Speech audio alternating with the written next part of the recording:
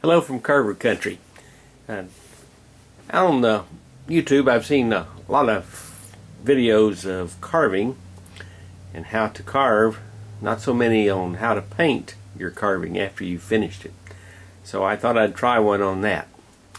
I'm showing you right now a rough out that is rough out of a gnome from John Nelson. That's where I get most of my rough outs. It's from John.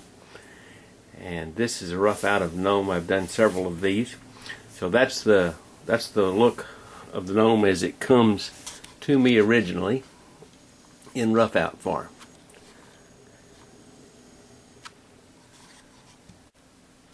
What you see here is the carving after I've completed all the carving that I want to do on the piece. And of course it's hard to find a stopping place. You want to keep carving, adjusting something, making some changes, but at some point in time you just have to say it's done.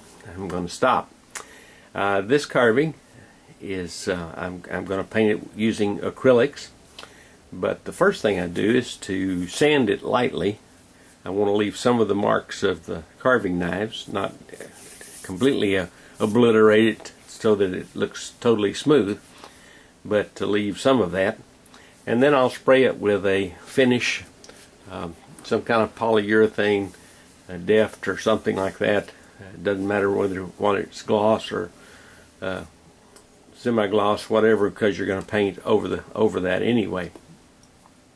Then I take a piece of a sack, grocery sack, and use that just to go over it lightly to get off the rough spots that are the burrs that pop up from putting that spray sealer on it. Once I've done that, then I'm ready to paint. And as I say, I use acrylic paint. In this case, I've already started painting the gnome, and you can see perhaps on the ears and then on the face that there is a little bit of color to it. And all I've done is to put a very, very thin coat of raw sienna on the ears and on the face, and I'll do that same thing to the hands as well. And then we're ready to start choosing our colors and going forward. I've now added white to the beard, eyebrows, mustache, hair, both front and back of the gnome. And the white that I use is not a pure white. It is a unbleached titanium white, and that gives it's a little off darker white, and I think it gives a good contrast. And you can always add streaks of a brighter white into the beard if you choose to do that or want to do that. So that's where we are at this point. Now we'll go to adding the probably go back up to the cap, and I use a burgundy red for the cap. It's very important to keep your brush moist at all time, and so what I usually do is I've got a tray for dipping it in water with 3 different sections for the different colors that I'm going to be using, and then I place it briefly on the paper towel and take some of the extra moisture out of it, and then I've still got moisture in there, so that when I take a little bit of paint on my brush, I can fan it out, smooth it out, and thin it somewhat, so I'm not putting on just a heavy coat of solid paint on the painting. So that takes some practice over time, but you just as I say, wet the brush and then get some of the moisture out of it, but that still leaves moisture on your brush to spread the paint, and so you'll be able to cover the piece much easier by using that technique, and it won't be just a solid dark color of paint, but it'll have some variation in it. So again, it takes some practice to develop that habit.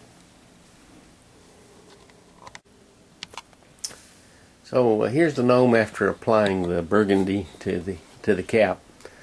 I'll come back later after this dries and put some highlights of a lighter, almost orange highlight, very thinly placed. I'll show you how to do that. But to highlight, because obviously the way the light hits a piece of fabric or a person, it's not going to be all the same brightness in all over.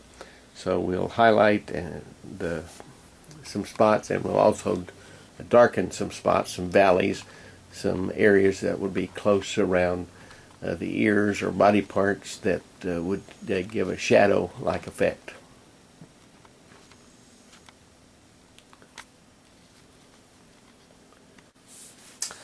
So now we've added the tan pants, green shoes, and blue shirt. I think I'll go with red for the suspenders.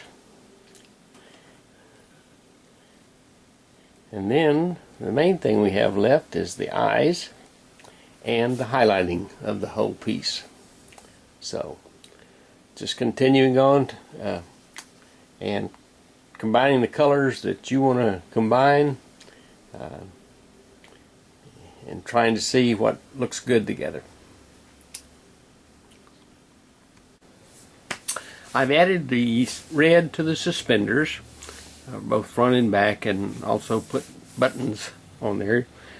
If you really want to do it upright, you can actually put little white marks on each of the buttons to show where the holes in the buttons are and the thread comes through. I've also added the red to the mouth, the white background for the eyes, and then I have put just a very light shading on the cheeks, little rosy cheeks for this gnome.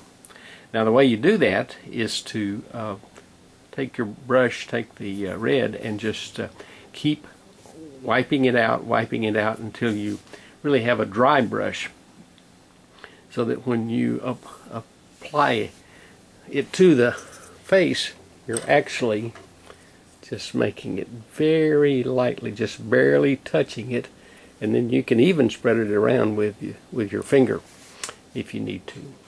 But you just want to get the very lightest touch of color, and if you don't get enough the first time, you can always come back with more, but it's difficult to remove if you get too much on there at one time. So now we're going to go forward with completing the eyes and highlighting. I think I'm going to also add some little decorative stripes on the suspenders, maybe in a yellow. And I've got a little cleanup over here. You might be able to see where I've got a little blue on that tan. We're going to add a slightly darker color for the thumbnail and on both sides, and then take a look at the overall gnome and see what else needs to be done. So now I've completed the eyes. Let me just show you those. Basically it's got the blue behind, and then it's not focusing very well. A black pupil, and then a little white highlight for the glint in the eye. You can do all this fairly rapidly because the acrylic paint dries fairly fast. Then I've added some white. Not going to be easy to see, but I've added some white to the mustache and the eyebrows just to bring them out a little more. And then I've highlighted on the cap, I've highlighted with an orange. Probably not going to be able to see it in this light. And then the blue with some lighter part on that would catch the sunlight and deepen the creases in the elbow and where the arm is down with a darker blue. Added the little yellow accent on